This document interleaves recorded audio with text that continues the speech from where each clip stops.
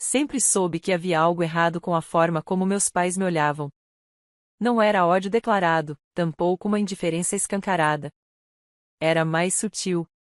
Como se eu fosse uma peça trocada no quebra-cabeça da família. Uma presença inconveniente em meio ao retrato perfeito que tanto desejavam manter. Meu nome é Lara. 34 anos. Formada em História da Arte, com uma especialização que ninguém na minha família jamais entendeu. Você vai morrer de fome olhando para quadros velhos, meu pai dizia, rindo como se tivesse contado a melhor piada do jantar. E minha mãe, bem, minha mãe sorria junto, aquele sorriso pequeno, abafado, escondendo o constrangimento de ter uma filha que, segundo ela mesma, não soube sonhar alto. O alto, para os meus pais, sempre foi sinônimo de cifras. Altos lucros. Altas conexões. Alta posição social. E, claro, o alto sempre coube ao meu irmão, Vitor. Vitor era o filho modelo. Engomado desde o berço, treinado para impressionar. Inteligente, sim, mas, acima de tudo, estrategista. Sabia quando sorrir, quando silenciar e quando mentir. Era como um político de terno desde os 10 anos. E meus pais, claro, o aplaudiam de pé. Então, quando o testamento foi lido, com aquela frieza burocrática que só um advogado muito bem pago sabe oferecer, nada me surpreendeu de verdade. Ainda assim, doeu. Ao filho Vitor, deixamos a quantia de 50 milhões de dólares, aplicados em contas diversas e fundos imobiliários. Ao cuidado da firma consultora que o mesmo já utiliza. A pausa do advogado foi breve. Mas eu senti. Aquela pausa de quem sabe que está prestes a proferir um insulto disfarçado de gentileza. A filha Lara, deixamos a Galeria Castilho, localizada no centro antigo da cidade, com todo o seu conteúdo e dívidas. Vitor soltou uma gargalhada que ecoou no carpete grosso do escritório. Aproveite a poeira. Ele disse, ainda rindo. Talvez você possa abrir um brechó de molduras quebradas. O advogado fingiu não ouvir. Eu também. Mas algo dentro de mim se partiu naquele instante. Não era surpresa. Era humilhação. Era o veredito final da minha infância inteira. Eles nunca me amaram da mesma forma. A Galeria Castilho. Quase uma piada de mau gosto. Um prédio de 3 andares, envelhecido, mal ventilado e localizado em uma rua que há anos deixou de atrair turistas. Tinha sido do meu avô, um artista que nunca vendeu uma tela sequer. Um idealista que falava com paixão sobre Van Gogh e Portinari, mas que morreu com as mãos manchadas de tinta e os bolsos vazios. Na manhã seguinte, fui até a galeria. A chave, suada nas minhas mãos, parecia mais pesada do que deveria. O portão de ferro rangeu ao abrir, como se protestasse minha entrada. Poeira. Silêncio. Um cheiro de mofo e lembranças mortas. Me sentei no chão do salão principal, cercada por quadros cobertos por panos cinzentos. Alguns móveis antigos resistiam ao tempo, com pernas tortas e estofados rasgados. E ali, naquele silêncio espesso, chorei. Não pelas palavras de Vitor, nem pela injustiça da herança. Mas pelo fim de qualquer esperança de pertencimento. Eu era uma peça fora do tabuleiro. E agora, estava sozinha. Nos dias que se seguiram, tentei colocar a galeria em ordem. Contratei um eletricista, troquei algumas lâmpadas, limpei os quadros com um pano úmido. O processo era lento. Terapeuticamente lento. Talvez fosse isso que eu precisava, me perder entre as paredes de um passado que ninguém mais queria. Foi durante uma dessas limpezas que notei algo estranho. Uma das paredes do segundo andar soava oca. Bati com os nós dos dedos. Toque surdo. Diferente das demais. Inclinei um dos quadros antigos e, atrás dele, encontrei uma pequena marca circular, quase imperceptível, como se fosse a borda de algo embutido. Curiosa, fui até a garagem, peguei uma chave de fenda e voltei. Levei quase 1 hora para conseguir abrir o compartimento escondido. E quando finalmente consegui, encarei uma porta metálica com um cadeado antigo e uma inscrição quase apagada, para olhar atento. Meu coração disparou. Havia ali algo mais do que recordações esquecidas. Corri até o escritório nos fundos e revirei cada gaveta do antigo armário do meu avô. Foi em uma pasta de couro, envelhecida e coberta por pó, que encontrei um pequeno envelope com a inscrição para Lara, escrita à mão, com uma caligrafia firme e elegante. Dentro havia uma única chave e uma carta. Minha querida neta. Se você está lendo isso, então a galeria agora está em suas mãos. Talvez tenha recebido apenas isso, e se for o caso, não se sinta traída. O que deixo aqui é mais do que qualquer cheque ou fundo milionário. É o que a maioria não entende. Valor real. Não o que se compra com dinheiro, mas o que se conquista com olhos e alma. Siga as pistas. Comece com a tela mais velha da coleção. O restante, você saberá reconhecer. Está tudo aí, guardado com cuidado, esperando o momento certo.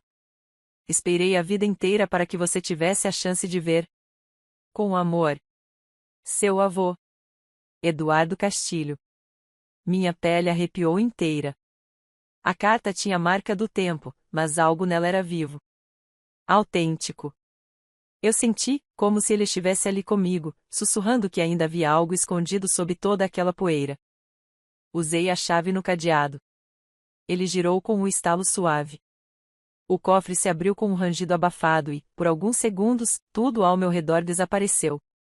A luz do cofre iluminou algo coberto por tecido de veludo preto. Havia também uma caixa de madeira, trancada com 3 fechaduras. E ao lado, uma tela coberta por um lençol branco amarelado. Meus dedos tremeram quando puxei o tecido. A tela retratava um homem de costas, com um paletó puído e pincéis no bolso. A cidade ao fundo era nebulosa, quase apagada. Mas havia uma assinatura brilhando em tinta dourada no canto inferior direito. C. Monet. Meu coração quase parou. Respirei fundo. Olhei novamente. Era impossível. Mas não era uma cópia. O craquelado da tinta, o envelhecimento do linho, a assinatura original. Não era só um Monet.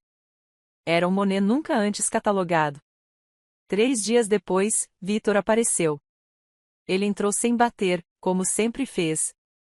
Vim ver a herdeira da poeira, disse com escárnio, olhando ao redor como se estivesse num galinheiro. Eu me levantei lentamente.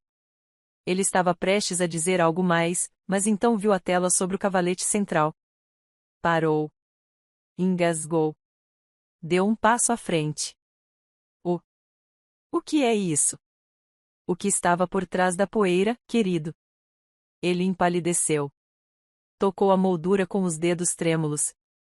Isso é, ele não conseguiu terminar. Um presente. Do nosso avô. Um que só seria encontrado por quem tivesse olhos atentos. Victor recuou um passo. Seus joelhos cederam. E então, diante de mim, ele desmaiou.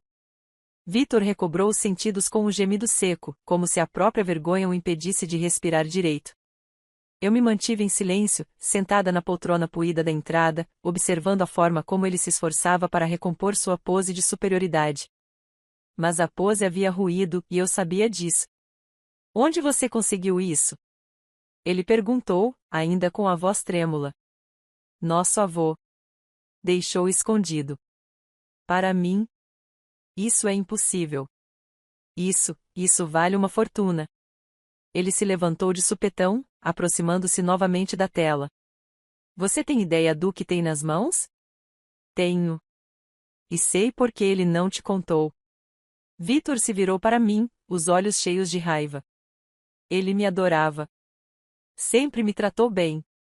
Ele te tolerava. Só isso. E mesmo assim, via quem você realmente era. Ele não respondeu de imediato. Andou de um lado a outro do salão, como um animal enjaulado. Eu me mantive em silêncio. A verdade era pesada demais para ele digerir. Cresceu acreditando ser o escolhido. O futuro da família. O digno do trono. E ali estava ele, desmoronando diante de uma tela de Monet, escondida na galeria fracassada em que os próprios pais trataram como piada. Isso deve ser falso, ele cuspiu, como se quisesse se agarrar a qualquer argumento que o salvasse da humilhação. Deve ser uma falsificação grotesca. Um truque. Como tudo nessa maldita galeria. Então vá em frente. Pegue um especialista. Chame quem quiser. Mas, antes, pense, se for real. Como você vai conviver com isso? Vitor me encarou por um longo momento. Havia algo no olhar dele, uma mistura de desespero e cálculo. Eu conhecia aquele olhar. Era o mesmo que vi quando ele mentiu para os nossos pais sobre o acidente do carro, quando disse que eu havia distraído o motorista. Naquele dia, apanhei com palavras. E apanhei sozinha. Ele soube desde cedo como me empurrar para o chão e subir pelas minhas costas. Isso não muda nada, Lara. Você ainda é só a irmã patética que ninguém levou a sério. Pode ter tropeçado em algo de valor, mas isso não te faz digna dele. Eu não tropecei. Eu fui deixada aqui por escolha. Eles sabiam. E ainda assim me mandaram.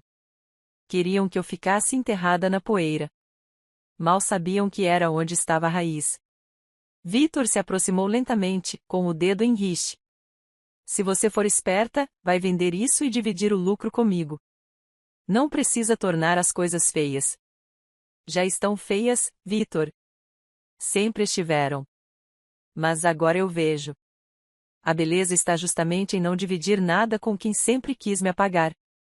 Após ele sair, furioso, mas calado, liguei para uma curadora de arte que admirei por anos. Seu nome era Amanda Risse, uma especialista em impressionismo com renome internacional. Não precisei mentir. Fui direta, honesta. Disse que precisava de olhos confiáveis para avaliar algo que talvez fosse único.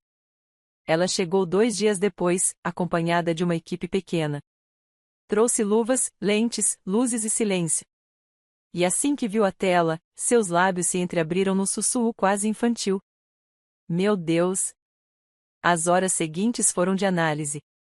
A tensão no ar era densa, como se algo antigo e poderoso tivesse sido desenterrado e exigisse respeito. Amanda não se apressou. Catalogou, examinou, checou pigmentos, analisou a assinatura. Quando finalmente falou, seus olhos estavam úmidos. Isso não é só legítimo. É histórico. Esta peça nunca foi registrada em nenhum catálogo de Monet. É como encontrar uma nota de piano nunca ouvida de Chopin. Onde encontrou isso? Escondido num cofre. Junto de uma carta do meu avô. Seu avô era um gênio. Tinha consciência plena do que guardava. E sabia que, um dia, alguém com os olhos certos encontraria. Os olhos certos, repeti, em voz baixa. Ela segurou minha mão. Lara, isso vai mudar tudo. A notícia vazou em menos de uma semana. A galeria, antes ignorada, virou manchete. Os jornais começaram a circular fotos minhas na frente do prédio, com manchetes que tentavam me definir: a herdeira invisível do Monet secreto, a poeira que revelou um tesouro, de desprezada guardiã do século. Vitor, por sua vez, ligou várias vezes. Mensagens, áudios, até visitas inesperadas que recusei abrir. Ele queria falar, queria negociar. Mas eu não queria mais ouvir. Pela primeira vez, minha voz era mais forte que a dele. E o silêncio que dei a ele foi o grito mais alto da minha vida. Nossos pais, que sempre pareciam tão certos de suas decisões, também me procuraram. Um jantar foi sugerido. Uma conversa para esclarecer os mal-entendidos. Como se anos de negligência pudessem ser engolidos em uma noite com guardanapos dobrados e sobremesas caras. Recusei. Com elegância, mas firmeza. Que aproveitem a companhia do filho favorito. Afinal, ele tem 50 milhões para manter vocês confortáveis, não tem? Minha mãe tentou insistir. Falou em recomeços, em laços de sangue, mas a voz dela já não tinha o poder de cortar minha pele. Eu me despedi com um boa noite frio e desliguei. Naquela noite, sentei no chão da galeria com um copo de vinho barato e observei o quadro. A luz da lâmpada amarelada criava sombras suaves sobre a tinta. Era como se o homem retratado ali, com o paletó gasto e o olhar perdido na cidade ao fundo, estivesse prestes a se virar e sorrir para mim. Meu avô. Eu tinha certeza. Ele tinha me visto. Ele tinha me escolhido. E pela primeira vez em muitos anos, me senti parte de alguma coisa. Não da família que me rejeitou, mas de algo maior. Algo que pulsava em cada pincelada, em cada partícula de poeira que limpei com as próprias mãos. a galeria já não era um castigo. Era meu altar. E eles que ficassem com os troféus de ouro. Porque agora, eu era guardiã da beleza que nem o dinheiro consegue comprar. 3 semanas depois da descoberta, a Galeria Castilho já não era mais um lugar esquecido entre paredes trincadas e lembranças empoeiradas. Estava viva. Era visitada diariamente por curiosos, especialistas, jornalistas e até por turistas estrangeiros. As janelas, antes quebradas e cobertas por fitas adesivas, agora refletiam o sol da manhã com dignidade. E eu me redescobria entre aquelas paredes. O quadro de Monet, embora avaliado em dezenas de milhões de dólares, permanecia ali, em seu cavalete original. Muitos disseram que eu deveria escondê-lo, protegê-lo com mais segurança. Alguns sugeriram leiloá-lo. Um colecionador francês chegou a fazer uma oferta de 36 milhões. Mas eu recusava. Repetidamente. Porque aquilo não era só uma obra. Era o último fio entre mim e meu avô. Era o legado que ele deixou não para me enriquecer, mas para me libertar. E foi justamente essa decisão que reacendeu o ódio de Victor.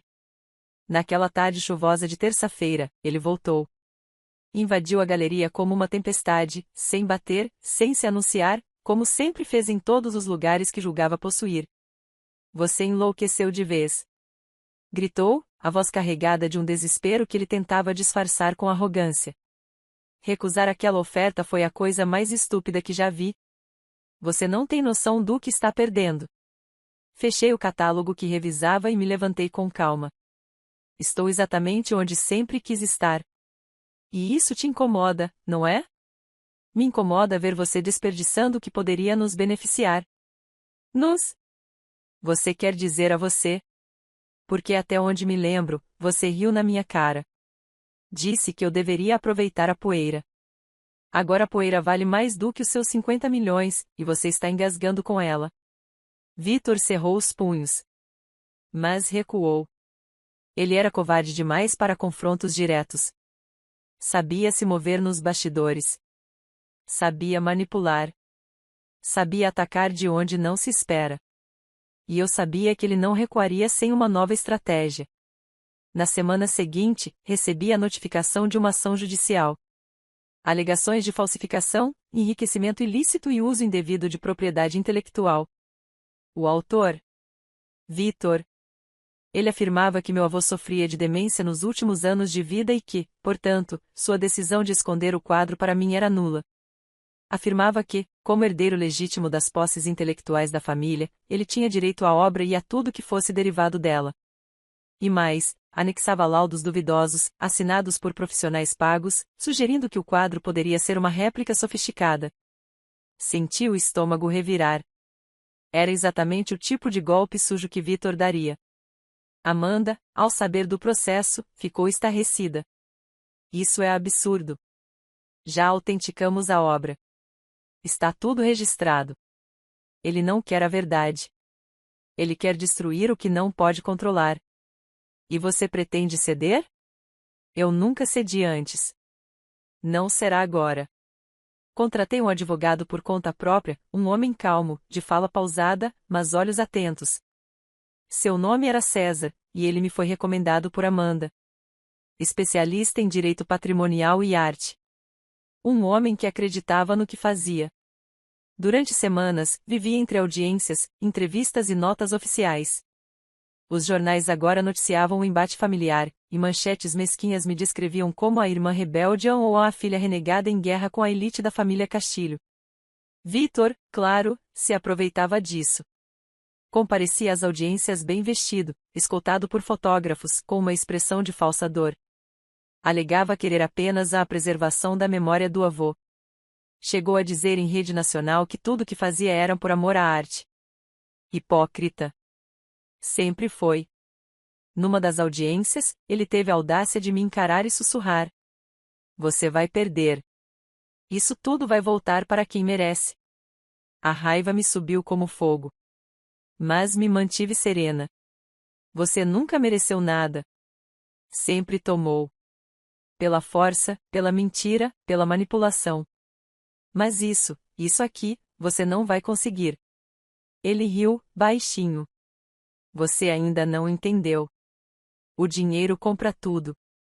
Até a verdade. Foi nesse dia que tomei minha decisão. Voltei para a galeria e subi até o terceiro andar, um espaço abandonado que quase ninguém visitava. Era o antigo ateliê do meu avô. As janelas estavam cobertas por tábuas velhas, e o ar cheirava a verniz antigo e papel mofado. Vasculhei cada canto. Precisava encontrar mais provas, histórias. Qualquer coisa que deixasse claro que aquele quadro não era um acaso. E então encontrei. Em uma caixa de madeira, ao lado de cadernos de rascunho e pincéis secos, havia um envelope com 5 cartas. Cada uma datada de um ano diferente, escritas em francês. Eram correspondências entre meu avô e um marchand europeu chamado Etienne Fournier, especialista em obras impressionistas. As cartas mencionavam encontros secretos, doações voluntárias, discussões artísticas sobre luz e sombra, e por fim, uma frase que me fez tremer. Claude me confiou a tela. Ele não queria que ela fosse mostrada ao mundo enquanto houvesse olhos gananciosos entre os homens. Pediu que fosse guardada. E quando o mundo tivesse alguém capaz de vê-la com alma, ela então poderia ressurgir. Claude Monet. Era claro como o céu. A obra foi confiada ao meu avô pessoalmente, fora de qualquer catálogo oficial, fora dos olhos da elite do mercado de arte. Não havia assinatura de venda. Porque não era uma venda. Era um ato de confiança. De artista para artista. Corri com as cartas até César. Ele as examinou com cuidado, traduziu, anexou ao processo como documentos históricos. A autenticidade foi verificada por peritos independentes. Não havia mais dúvida. Ainda assim, Vitor não recuou. Alegou falsificação das cartas. Disse que eu havia escrito tudo. Que estava desequilibrada. Que deveria ser afastada da posse da galeria por instabilidade emocional. Eu ri. Pela primeira vez, ri no tribunal. Porque era ele quem se desequilibrava a cada passo. Era ele quem perdia o controle. E eu, mesmo sendo atacada por todos os lados, seguia de pé. Sozinha, sim.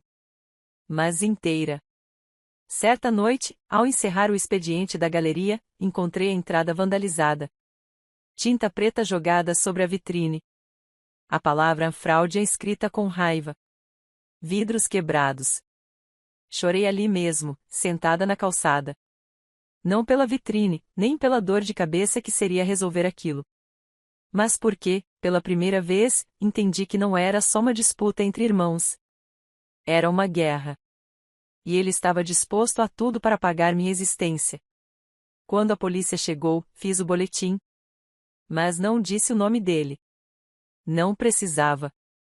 A essa altura, até o vento conhecia o cheiro da inveja. E, mesmo assim, no dia seguinte, abri a galeria. Com os cacos varridos, com a tinta ainda fresca sobre a parede remendada, com os olhos cansados, mas firmes. Porque, se eles queriam me ver destruída, teriam que fazer muito mais do que isso. Eu era poeira. Mas a poeira guarda as relíquias mais valiosas da história. E eu ainda não havia mostrado tudo o que tinha. O que aprendi nas semanas seguintes foi algo que nenhuma aula de história da arte jamais poderia me ensinar. Quando você ameaça tirar o trono de alguém que acredita ser o único herdeiro do mundo, ele vai queimar o próprio império só para te ver em cinzas. Vitor intensificou a campanha contra mim. Contratou uma agência de relações públicas, espalhou notas na imprensa sugerindo que eu era emocionalmente instável, inventou histórias sobre um histórico de surtos psicóticos e chegou a insinuar que eu sofria de transtornos que comprometiam minha capacidade de cuidar do patrimônio deixado pelo nosso avô. A mentira, como sempre, era uma arma que ele manejava com maestria. No início, me doeu. Ler meu nome sendo associado a distúrbios, ver especialistas sendo pagos para fazer parecer que eu era uma fraude, um erro, uma impostora, tudo isso me corroeu por dentro. Eu, que sempre fui discreta, que nunca procurei holofotes, de repente me via como alvo de uma narrativa construída para me desmoralizar. Mas então, um pensamento simples me manteve de pé. Se eles estão tentando tanto me destruir, é porque eu já os estou vencendo. Na galeria, os dias se tornaram longos e pesados. Algumas visitas cessaram. Turistas já não apareciam como antes. O vandalismo se repetia. Um dia encontrei fezes de cachorro na porta, como se aquilo fosse uma mensagem. Em outra manhã, alguém havia jogado tinta vermelha sobre a fachada, cobrindo o nome Castilho como se fosse sangue.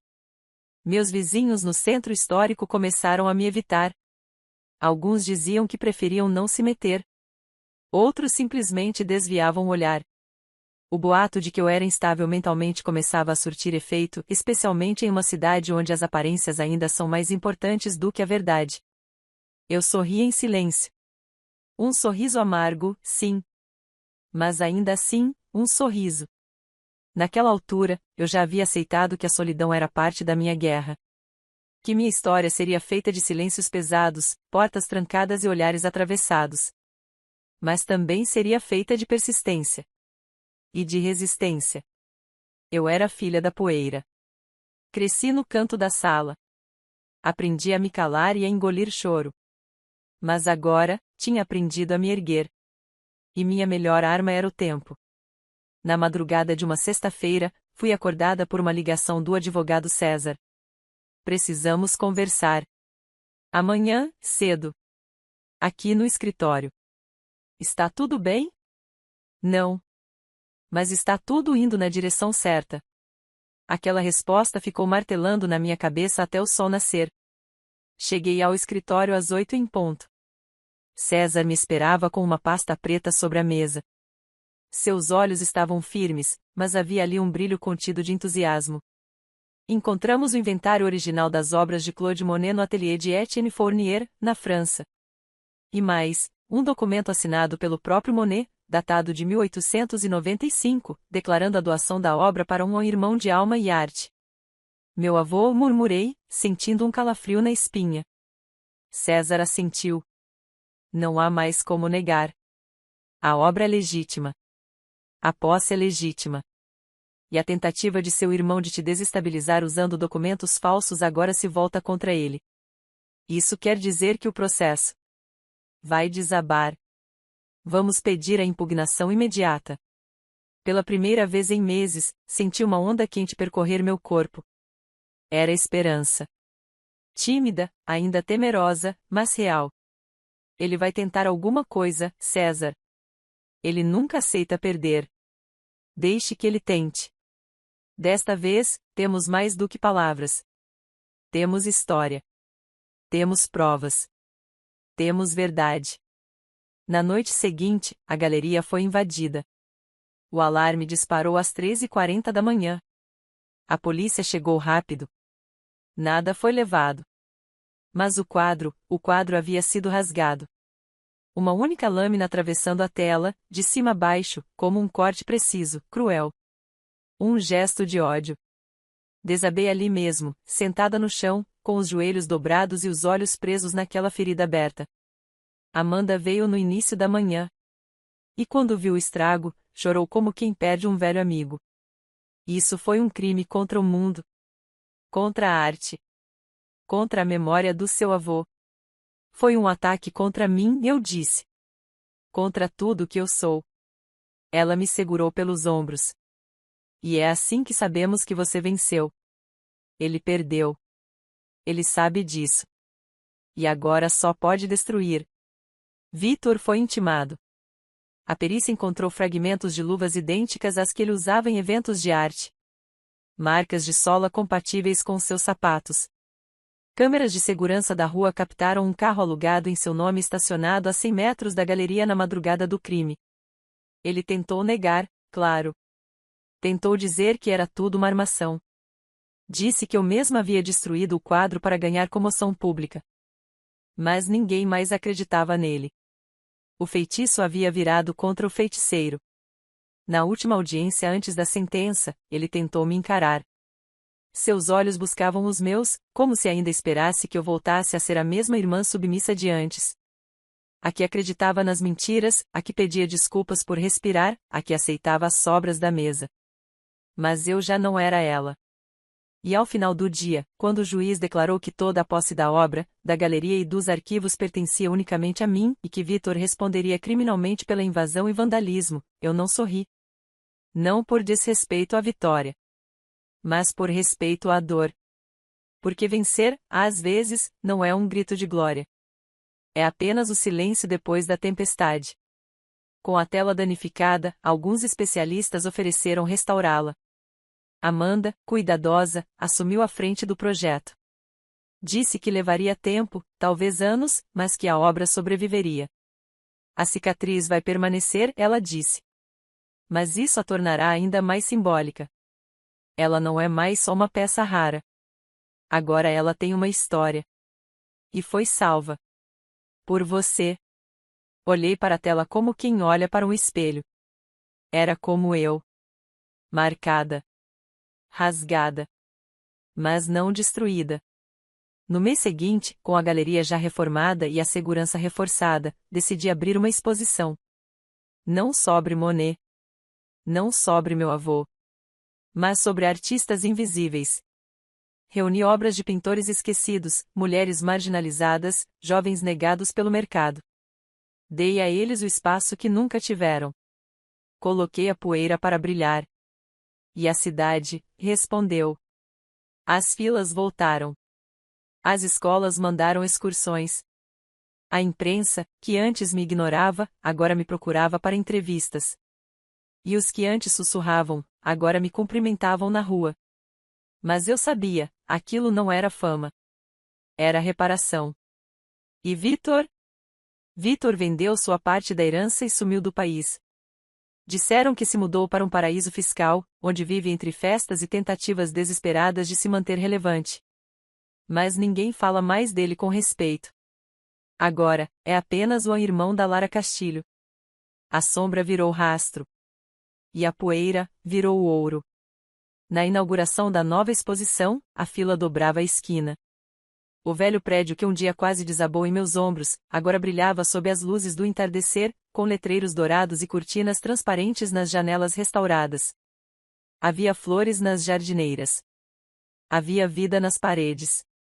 E havia, acima de tudo, respeito no ar. A Galeria Castilho não era mais o depósito de quadros esquecidos onde meus pais me largaram como um castigo. Era um lugar de celebração. De arte. De verdade. Parei em frente à porta por um momento, sozinha, antes de entrar. Fechei os olhos e respirei fundo. Por um instante, imaginei meu avô ao meu lado. Ele sorria, como fazia quando me ensinava a diferenciar as pinceladas de Renoir das de Sisley. Seu cheiro de tinta e tabaco suave ainda estava vivo em algum lugar da minha memória. Consegui, vovô, murmurei. E fiz do nosso caos uma casa. Lá dentro, cada parede era uma declaração. As obras expostas eram de artistas que, como eu, foram descartados. Encontrei uma mulher trans de 72 anos que pintava com os dedos desde os 14. Trouxe esculturas de um ex-morador de rua que trabalhava com sucata. Uma jovem autista que desenhava apenas em tons frios. E cada um deles tinha um espaço, um nome, uma voz. No centro da galeria, como prometido, a obra de Monet, restaurada com maestria, permanecia em exibição. A cicatriz deixada pelo rasgo fora preservada. Um traço diagonal, visível, mas belo. Como uma linha do tempo esculpida na dor. Amanda discursou com a voz embargada, emocionada. Falou sobre arte como resistência, sobre legado, sobre o valor de quem acredita mesmo quando todos dizem que não vale nada. Quando ela me chamou ao palco improvisado, os aplausos me envolveram como um abraço antigo. Fiquei parada por um instante, tentando conter a emoção. Depois, caminhei devagar até o microfone. Durante muito tempo, comecei, eu acreditei que meu lugar era nas sombras. Cresci ouvindo que eu não era suficiente. Que meu amor pela arte era uma distração inútil. Que meu papel na família era aceitar, calar e agradecer. Fiz uma pausa. Olhei em volta. Quando recebi esta galeria como herança, ela veio com uma risada. Me disseram para aproveitar a poeira. O que ninguém imaginava é que a poeira guarda o que é mais raro. A história. O tempo. A verdade. Vi algumas pessoas chorando discretamente. Vi a curadora de um grande museu assentindo com os olhos marejados. Hoje, eu sei que não recebi pouco. Recebi tudo. Recebi o que não pode ser comprado, nem roubado, nem apagado. E agora, eu não estou mais sozinha. A arte nos encontra. E quando nos encontra, nos salva. Não disse mais nada. Não era necessário.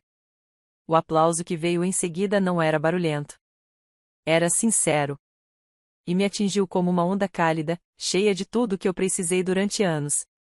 Na manhã seguinte, recebi uma carta. Era manuscrita, com o remetente anônimo. Mas reconheci a letra de imediato. Vitor. Parabéns pela sua grande noite. Espero que aproveite sua glória. Não sei mais o que sobra para mim além do silêncio. Não te peço perdão. Não porque não me arrependo, mas porque sei que não mereço. Você venceu. Não só a mim, mas tudo que nos criou. Não chorei ao ler. Não rasguei. Não respondi. Só guardei. Não como lembrança, mas como prova. De que até o mais cruel dos sorrisos pode um dia se curvar ao peso da própria mentira. Meses se passaram. A galeria prosperou, se tornou referência. Projetos educacionais foram criados. Jovens artistas encontraram ali não apenas espaço, mas voz. E cada quadro, cada escultura, cada traço de cor sob o teto da Galeria Castilho, contava uma história que um dia tentaram enterrar. Minha mãe morreu sem nunca me pedir desculpas. Meu pai envelheceu calado, morando em um apartamento menor, sustentado por uma pensão que mal cobria os remédios. Disseram que ele se recusava a falar meu nome. Eu os deixei para trás. Não por vingança. Mas porque entendi, enfim, que a única coisa mais valiosa do que a justiça é a paz. E paz não se negocia com quem sempre quis ver você em ruínas. Hoje, às vezes, sento no mesmo chão onde chorei naquele primeiro dia. Onde olhei para o teto descascado e pensei que tudo estava perdido. Hoje, esse teto está pintado com um céu estrelado feito à mão por um artista cego. E o chão brilha com verniz novo, mas ainda guarda as marcas do passado. Pego uma xícara de chá, sento em frente à janela do segundo andar e vejo o movimento da rua. Gente entrando, saindo, sorrindo, apontando. Crianças perguntando, professores explicando. E ali, no canto do salão, entre duas colunas antigas, está o quadro de Monet. Ferido. Mas de pé. Como eu. Às vezes me perguntam como suportei tudo. Como não enlouqueci. Como não desisti. E eu sempre respondo da mesma forma. Porque eu sabia que o amor do meu avô por mim não era poeira. Era semente. E agora, ele floresce em cada parede. Em cada tela. Em cada história. Eu sou Lara Castilho. Filha da arte. Herdeira da poeira. E finalmente, estou viva onde sempre tentaram me apagar. Fim.